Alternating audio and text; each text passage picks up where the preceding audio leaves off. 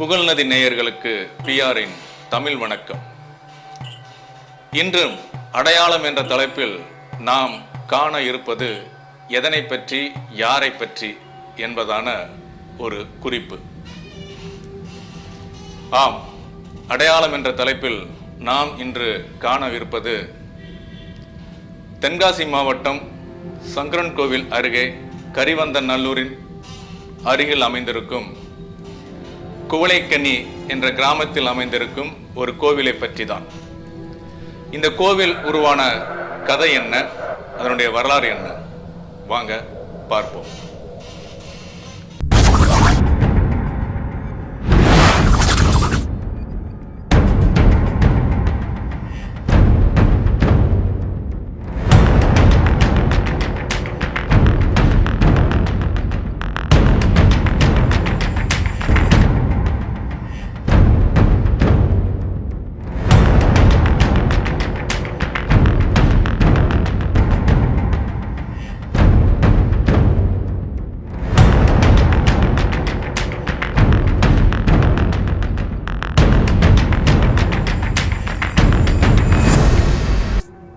குவளைக்கண்ணி என்ற கிராமம். இந்த கிராமத்தில் 22 ஆண்டுகளுக்கு முன்பு துவங்கப்பட்ட கோவிலாம் மயானக்காளி கோவில். பூசாரி சிறு வயது, அதாவது 15 வயது இருக்கும் பொழுது அந்த மயானக்காளி அவருடைய கனவில் தோன்றினாளாம். அதனை ஏற்றுக்கொள்ள அவர் மறுத்து, இதை நம்ப முடியவில்லை, இது எப்படி சாத்தியமாகும் என்று அலட்சியப்படுத்தி அவர் போக்கில் சென்றிருக்கிறார். மீண்டும் அந்த மயானக்காளி அவரது கனவில் தொடர்ந்து வரவே அதை பற்றி அவர் வீட்டாரிடம் எடுத்து கூறியிருக்கின்றார் இந்த பூசாரி. அவர்களும் அதை ஒரு பொருட்டாக எடுத்துக்கொள்ளவில்லை. இவ்வாறு நாட்கள் ஓடியது, மாதங்கள் ஓடியது. மீண்டும் மீண்டும் இந்த மயானக்காளி அவரது கனவில் வரவே மயானக்காளி என்றால் என்ன என்பதனை பற்றி ஆராய தொடங்கியிருக்கிறார். அது மட்டுமல்லாமல் அவர் மீது மயானக்காளி வருவது உண்டாம். அந்த சமயத்தில் அவர் மக்களுக்கு குறி சொல்வது கூட உண்டாம். இந்த வயதில் இவன் எப்படி குறி சொல்லலாம், இவன் மீது சாமி வரவில்லை, இவன் மீது பேய் வந்திருக்கிறது என்று சொல்லி, ஆனாலும் அதையெல்லாம் பொருட்படுத்தாமல் அவர் இருந்திருக்கிறார். அந்த மயானக்காளி அவரை விட்டதாக இல்லை. தொடர்ந்து அவர் கனவில் வரவே முடிவெடுத்தாராம், இனி ஆன்மீகத்தில் இறங்கி ஆன்மீக பணிதான் நமது பணி என்று.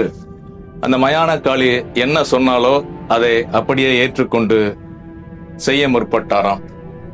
அதன் அடிப்படையில் தான் இந்த குவளைக்கண்ணியில் இந்த மயானக்காளி என்கிறதான கோவிலை அவர் சொந்த இடத்தில், அதாவது அவர் பாடுபட்டு வந்த, விவசாயம் செய்து வந்த அந்த இடத்தில் இந்த மயானக்காளி சிலையை எழுப்பி அந்த கோவிலை நிறுவி எண்ணற்ற ஏராளமான பக்தர்கள் அங்கே வந்து பயன்பெற்று பலன் பெற்று நம்முடைய விருப்பங்களே இன்று நிறைவேறுகிறது என்றால்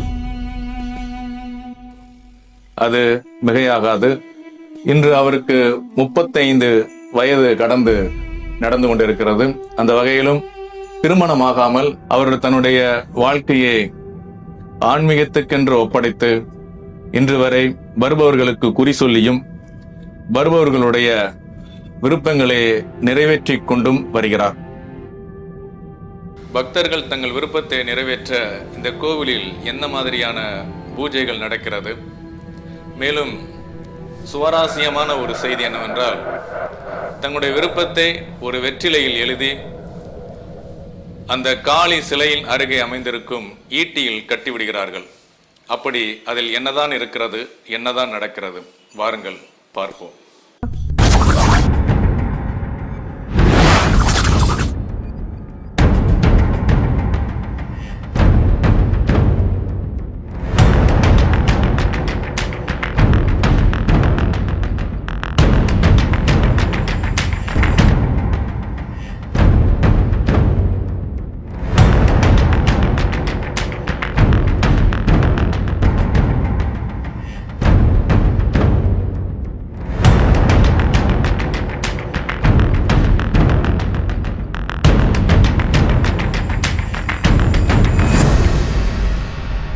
பாலமுருகன். இது வந்து தென்காசி மாவட்டம், சங்கரங்கோயில் வட்டம், கரிவலவந்தநல்லூர் பக்கத்தில் கோலைக்கண்ணிங்கிறது ஒரு கிராமம்.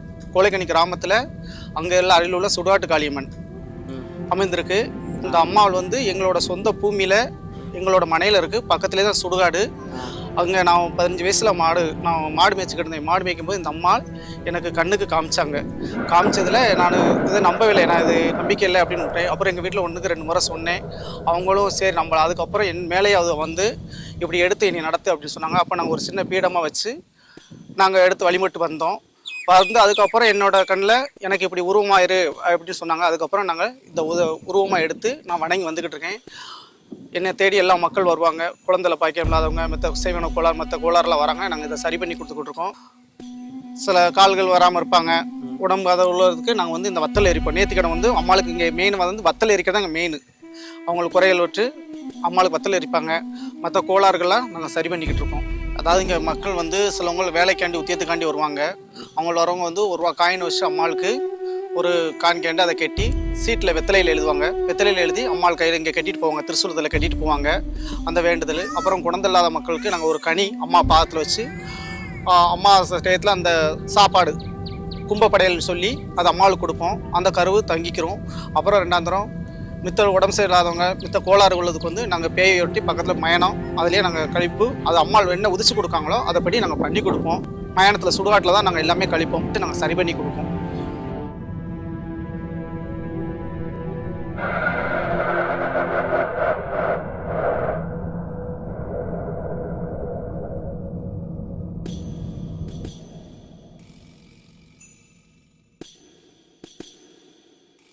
பூசாரி என்ன சொன்னார் கோவிலை பற்றி என்பதையும் பார்த்தீர்கள். ஆம் என் அன்பு நேயர்களே, நம்பிக்கை என்பது அவரவருக்குரியது. நம்பிக்கைதான் வாழ்க்கை, சிந்தனை தான் வாழ்க்கை. காளியாக இருந்தாலும், காமாட்சி அம்மனாக இருந்தாலும், எந்த தெய்வமாக இருந்தாலும் அதனை எப்படி நம்ம வழிபடுகிறோம், அதனை எப்படி நம்ம ஏற்றுக்கொள்கிறோம் என்பதை பொறுத்தே அவருடைய விருப்பமும் நம்பிக்கையும் அடங்கியிருக்கிறது. இந்த வீடியோவில் நாங்கள் அதைத்தான் பதிவு செய்துள்ளோம். அதைத்தான் நேயர்களாகிய உங்களுக்கும் எடுத்து சொல்கின்றோம். இந்த வகையில் எத்தனை மக்கள் இந்த கோவிலுக்கு சென்று பயன்பெற்றார்கள், அதே போன்று நம்பிக்கையுள்ள இந்த வீடியோவை பார்க்கின்ற மக்கள் அனைவரும் சென்று வாருங்கள். உங்களுடைய குறைகள் ஏதுவோ அதை எடுத்து கூறி அதிலிருந்து விடுபட்டு நீங்களும் உங்களது வாழ்க்கையை வாழ நம்பிக்கையோடு சென்று வாருங்கள். நல்லதே நடக்கும்.